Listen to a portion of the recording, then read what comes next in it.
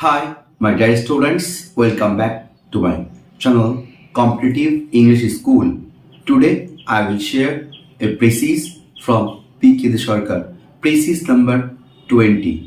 আজকে আমি তোমাদের সাথে পি.কে. সরকারের বইয়ের থেকে আগের দিন যে প্রেসিসটা আলোচনা করেছিলাম ঠিক তার পরেরটা অর্থাৎ প্রেসিস নাম্বার 20 তোমাদের সাথে আলোচনা করব।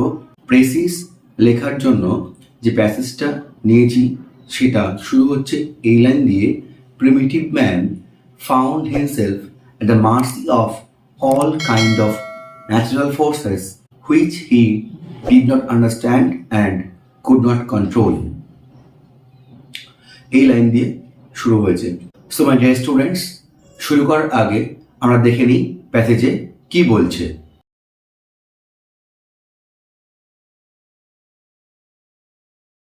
Primitive man found himself at the mercy of all kinds of material forces which he did not understand and could not control, thunder and lightning and earthquakes and floods.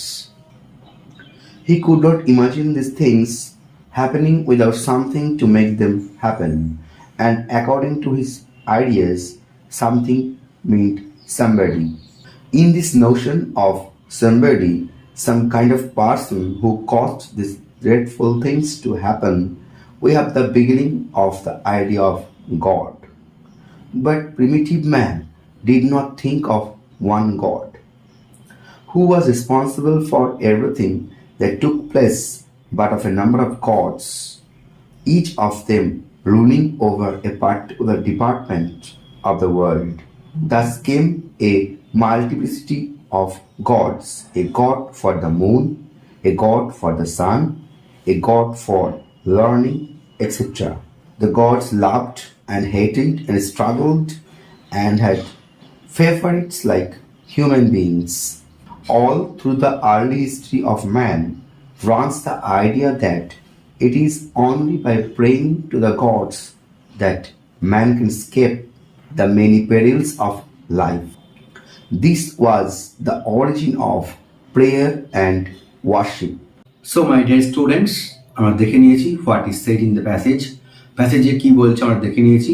তোমরা time নাও, নিজেরা practice করো, তারপর আমি তোমার সাথে পুরো solution এবং এর মিনিং শেয়ার করছি।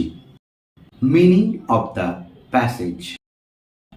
Primitive man found himself at the mercy of all kinds of material forces which he did not understand and could not control, thunder and lightning and earthquakes and floods.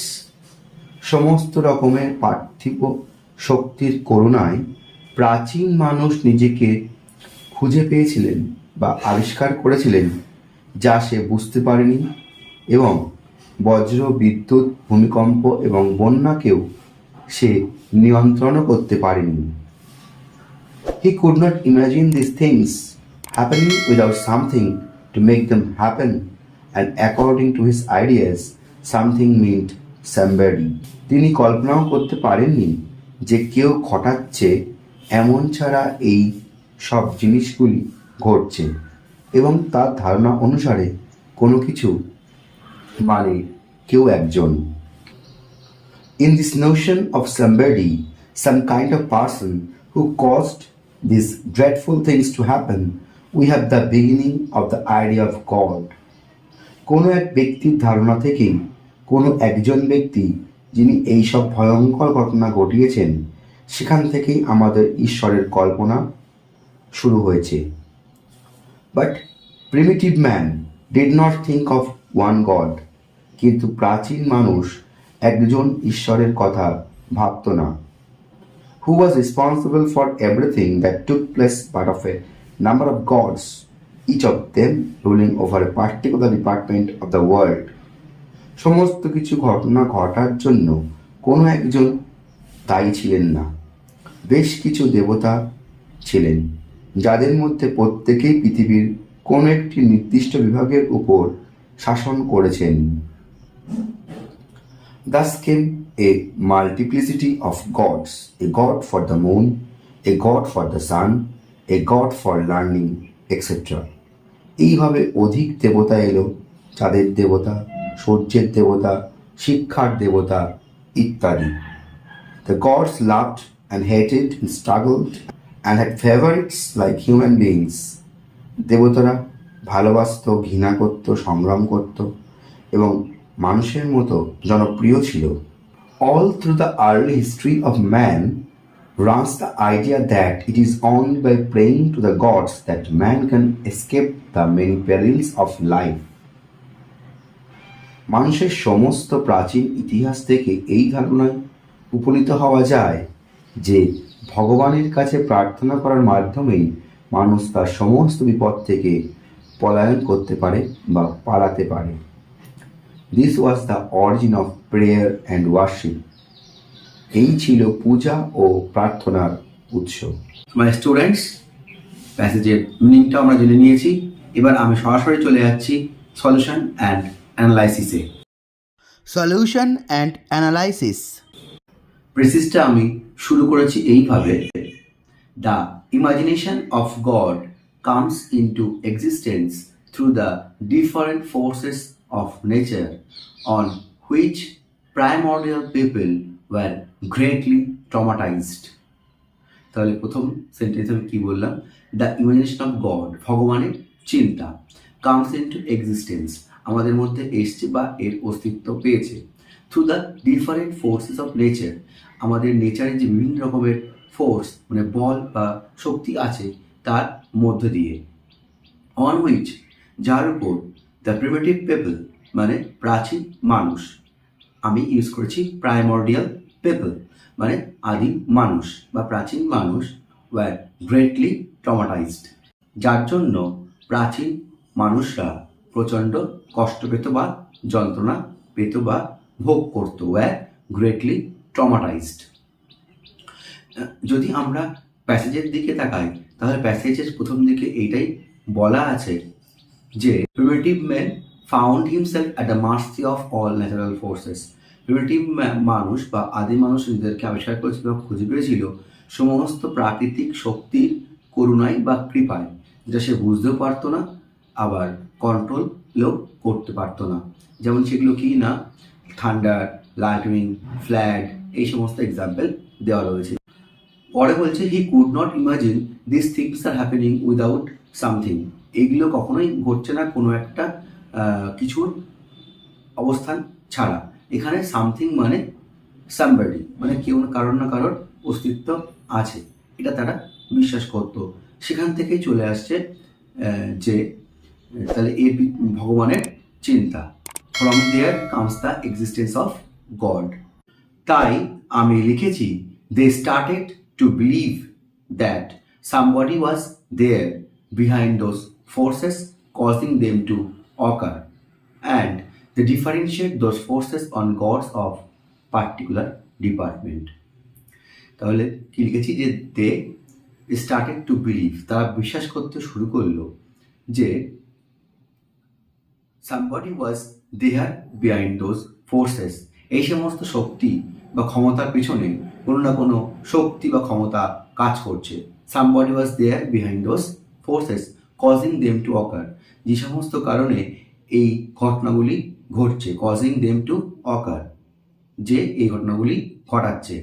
And they differentiate those forces on gods of particular department, তাই তারা বিভক্ত করে দিচ্ছে, differentiate those forces, এই সমস্ত শক্তিগুলো, যেমন কি কিনা থান্ডার, লাইটনিং, ফ্ল্যাড, এই সমস্ত সব কিছু তারা ভাগ করে দিচ্ছে on gods of particular department, বিভিন্ন ডিপার্টমেন্টের ভগবান বিভিন্ন রকমের, এভাবে তারা ভাগ করে দিচ্ছে।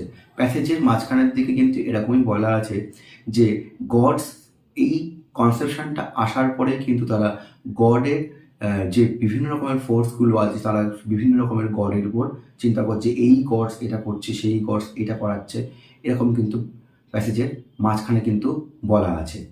যেমন কি বলা আছে, primitive man did not think of one god, আদিম মানুষ বা প্রাচীন মানুষ একটা গডের কথা চিন্তা করতো না।